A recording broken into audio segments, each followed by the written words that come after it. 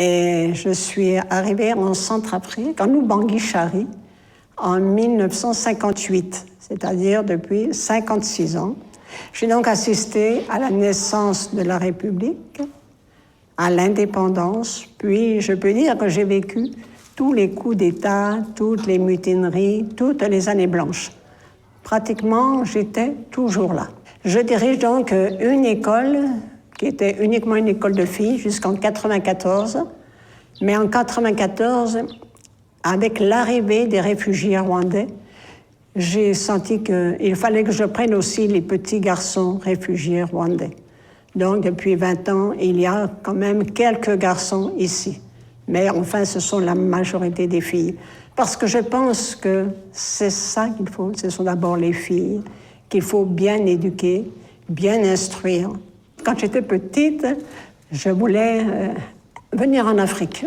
Tout ce qui m'intéressait, c'est tout ce qui était les poupées noires, les jouets, les livres. Oui, je ne sais pas pourquoi, j'aimais ça. J'étais attirée par... bon. Et alors, c'est pour ça qu'à l'âge de 14 ans, j'étais à la messe et puis il y a eu un missionnaire qui a parlé. Alors, après la messe, je suis allée le trouver. Et je lui ai dit, mais mon père, je veux partir avec vous en Afrique. Il m'a dit, mais tu as quel âge? Je lui ai dit, j'ai 14 ans. Il m'a dit, non, il faut réfléchir un peu, tu es beaucoup trop jeune. Il faut d'abord prier, réfléchir, et puis après, tu verras. Bon, voilà, j'étais un peu déçue. Alors, pourquoi je suis arrivée en Oubangui-Chari? Pendant le postulat et noviciat, je parlais toujours de l'Oubangui-Chari parce que l'archevêque, c'était Monseigneur Cuche-Rousset, un franc-comtois. Alors, je me disais, c'est là-bas que je vais aller, puisqu'il y a un franc-comtois. Effectivement, quand je suis arrivée, l'archevêque était au pied de l'avion pour m'accueillir, ce qui était un peu exceptionnel. Mes parents m'ont appris beaucoup de choses. D'abord, le respect des autres, et puis la foi. Ils m'ont inculqué la foi, m'ont appris le respect, le travail, beaucoup de travail, et ne pas se plaindre tout le temps. On n'avait pas tout ce qu'on voulait, mais quand même, ils nous ont appris à travailler dans l'honnêteté. Je vois une chose, par exemple, on n'a jamais acheté quoi que ce soit sans avoir l'argent. On n'a jamais emprunté quoi que ce soit. Si on avait l'argent, on achetait, ils achetaient ce qu'on avait besoin. S'il n'y avait pas l'argent, on s'en passait. Parce que trop souvent, je trouve qu'ici, les gens aiment emprunter. Non, c'est pas normal qu'on emprunte comme ça continuellement de l'argent. Quand on est habitué tout petit, on se contente de ce qu'on a. Voilà.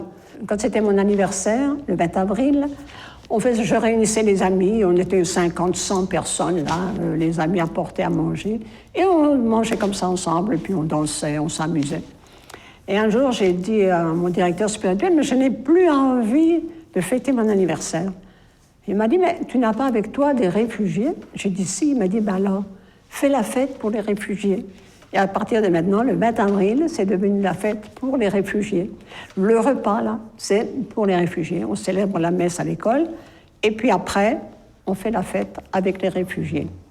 Alors là, ils dansent leur danse, ils dansent très bien. Et c'est beaucoup de joie, beaucoup de bons souvenirs. Mais sans amour, on ne peut pas vivre. Hein? Et sans foi non plus. Il faut avoir la foi, croire en ce qu'on fait. Et c'est ça, on est prêt à se battre pour tout. Je vois combien de fois, quand ça allait très mal, l'ambassade de France téléphonait ma sœur, dans 1 heure, les militaires français vont venir vous chercher. Ils vont vous emmener à l'aéroport et vous allez partir en France. J'ai dit, ne vous dérangez pas. Je suis missionnaire, je reste. Et à l'avenir, ne dépensez pas des coups de téléphone pour m'appeler, je ne partirai pas. C'est vrai, c'est pas la peine. Ça ne sert pas à rien à partir. Dans 1 mois, ça sera calme. Enfin, là, c'est pas calme, mais bon. Non, je ne peux pas abandonner tous ces enfants comme ça, sans raison vraiment valable. Non, ça vaut la peine de rester, de s'occuper de ces enfants. Si je pars, ça ne sera plus comme ça. Je sais bien que c'est pas moi qui fais tout ça, mais quand même, je pense qu'il faut que je reste encore un peu.